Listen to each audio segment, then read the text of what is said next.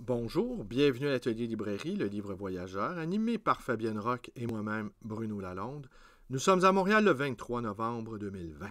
Je viens de me porter acquéreur à l'instant d'un carton rempli de brochures communistes, marxistes, léninistes. Et comme j'ai besoin de sous, c'est en quelque sorte une vidéo promotionnelle. Alors, je vais vous montrer, pas promotionnelle, c'est une vidéo de vente, ce que je ne fais jamais. Alors, je vais vous montrer quelques-unes de ces brochures, en espérant que vous soyez nombreux à vous en porter acquéreur. Alors, qu'est-ce qu'on y trouve? Alors, il y a des choses assez étonnantes, vous allez voir. Je viens de l'acheter, ça fait à peine 5 minutes. Unité prolétarienne. Travailleurs du Canada, combattons pour l'égalité absolue des langues et des nations. Pour réaliser sa mission historique, le prolétariat doit détruire l'État bourgeois. Et les numéros datent d'avril-mai 78, celui-ci 77. Brève histoire de la lutte pour la reconstruction d'un parti prolétarien. Ceci, l'expérience américaine de riposte contre l'espionnage politique par Betty Sinclair, porte-parole du Campaign to Stop Government Spying USA, traduit de l'américain par Michel C. Auger. On en apprend des belles dans ces cartons. On vous a à l'œil, police et liberté. Canada, Imperialist Power or Economy. Line of Demarcation. Quelle année? On ne le voit pas, c'est pas grave. La question en lutte. La question nationale. Unité prolétarienne, le 1er mai, fête de l'internationalisme prolétarien. L'unité autour de la ligne politique. C'est autour de la ligne idéologique et politique que l'unité des marxistes-léninistes doit se bâtir. In struggle. Alors bon, quelques unités prolétariennes. Mais là, je vais vous montrer quelque chose de pas mal amusant. Je les découvre quasiment en même temps que vous, là. La Ligue contre-révolutionnaire social-fasciste du Canada. Une mise à nu des agents canadiens de la théorie révisionniste et contre-révolutionnaire des trois mondes. Un pamphlet de l'Union bolchevique. Ceci, ce petit bijou. Pouvoir ouvrier. FLQ, Fédération libérale du Québec.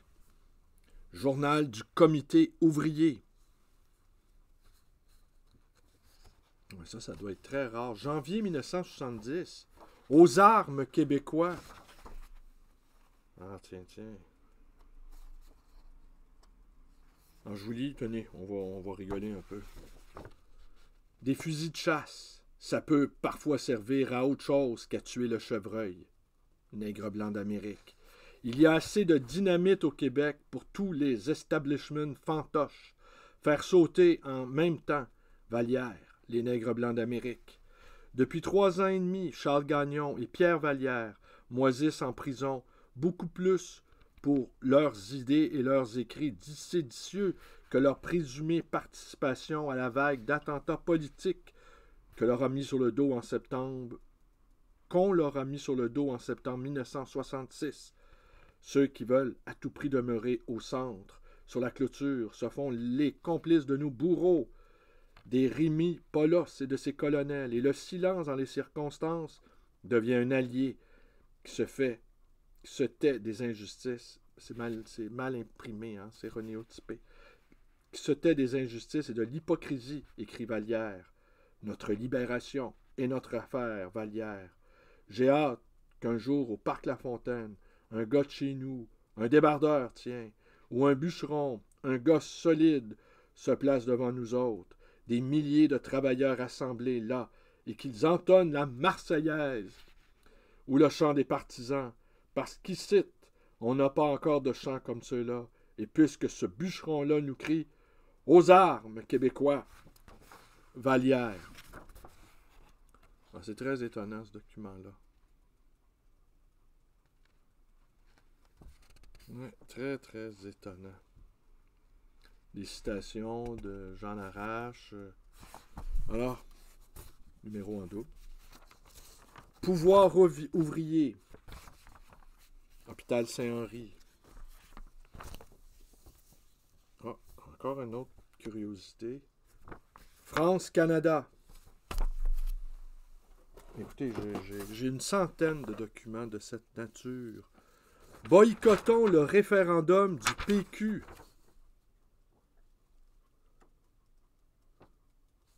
Dire non lors du référendum, c'est appuyer la domination de la bourgeoisie canadienne colonialiste qui opprime le peuple québécois. Dire oui, c'est appuyer une solution néocolonialiste qui laisse les pouvoirs politiques en matière monétaire au colonialisme canadien tout en acceptant l'impérialisme américain. Les étudiants de l'Université de Montréal ont applaudi l'évêque parce qu'il demandait aux Québécois, enfin aux travailleurs, de se serrer la ceinture, de travailler plus fort avec plus d'ardeur. C'est ça la position de l'intelligentsia progressiste, appuyer l'impérialisme américain et faire accepter aux travailleurs d'être encore plus exploités. Le PTQ qui est le Parti des travailleurs du Québec, reconnaît que des secteurs importants de la petite bourgeoisie peuvent et doivent participer à la libération nationale du peuple québécois à la condition qu'ils mettent en pratique une position anti-impérialiste. Les travailleurs n'ont pas besoin de pitié, de condescendance, d'autoculpabilité des petits bourgeois, mais bien de leur engagement pour créer une nouvelle société, un homme nouveau débarrassé des rapports de concurrence, de compétition et de conquête, une société basée sur des rapports d'égalité et non sur l'exploitation de l'homme par l'homme. Dans les circonstances actuelles, être anti-impérialiste et s'engager aux côtés des travailleurs, c'est se démarquer du PQ pro-impérialiste. Aux étudiants de faire leur choix, être un allié du peuple ou être un ennemi du peuple en endossant l'impérialisme américain et la solution du PQ, une république de bananes.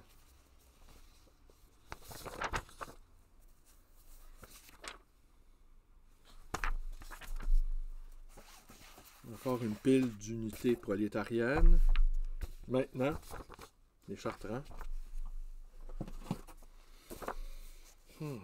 Encore le projet de programme adopté le 1er mai 1977, le Parti des travailleurs du Québec. Et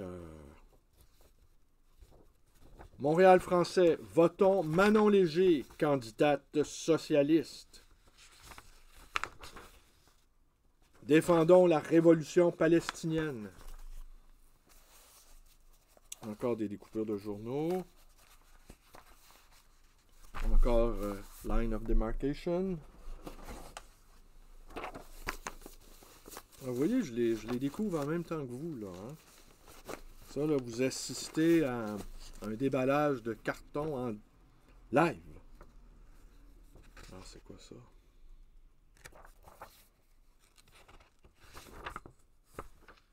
Canadian Acceptance. C'est quoi une compagnie de finance?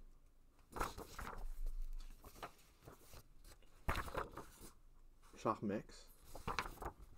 Tu veux acheter plus d'affaires, tu veux payer plus longtemps, tu veux payer plus cher, tu veux avoir plus de dettes. Faire un budget, c'est très important. Alors, un photoroman, non pas dans la mouvance situationniste, parce qu'ici, ce n'est pas un détournement.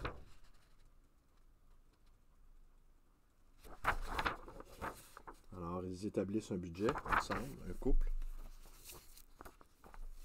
Québec in Crisis. Et sponsoré par l'Université Victoria et l'Université de Toronto. Dans ces temps, les patriotes, les révoltés, les Québécois, A History of the Quebec Struggle. Alors, oui. Soyons réalistes. Causerie à l'adresse de la population canadienne par Percy Phillip, correspondant du New York Times à Londres. Ah, pardon, à Ottawa. Oui. Alors, tenez, il y a vraiment des choses très étonnantes. Mémoire à M. Jean-Jacques Bertrand, ministre de l'Éducation, pour la création d'une corporation publique d'enseignement post-secondaire avec siège social à la ville, l'Apocatière, 29 novembre 1966.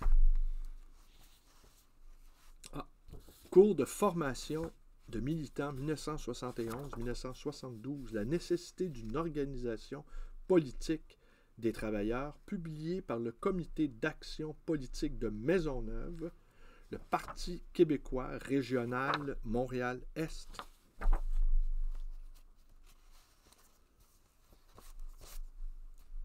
Le bulletin, Information débat Québec, notre position pour le référendum, oui, mais... Bon, un numéro de la vie en rose.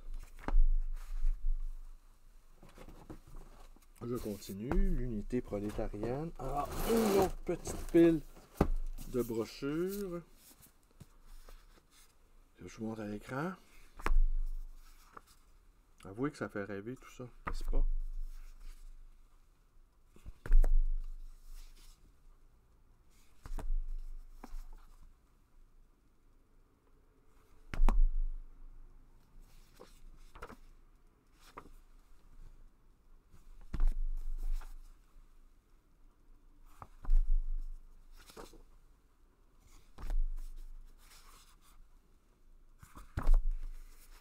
Du lourd, hein?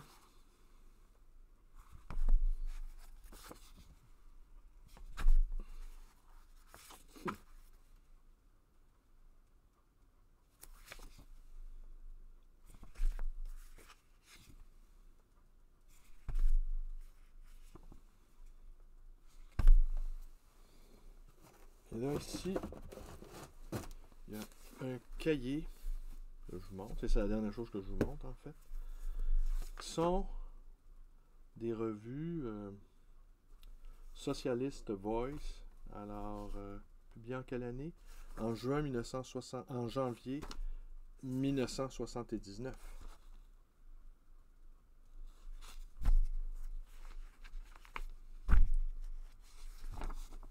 Insurrection en Iran.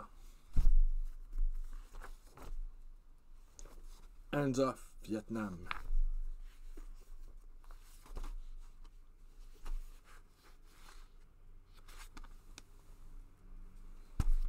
Bon, écoutez, alors, voilà, c'est tout pour aujourd'hui, ça commence bien la semaine, une semaine nostalgie insurrectionnelle.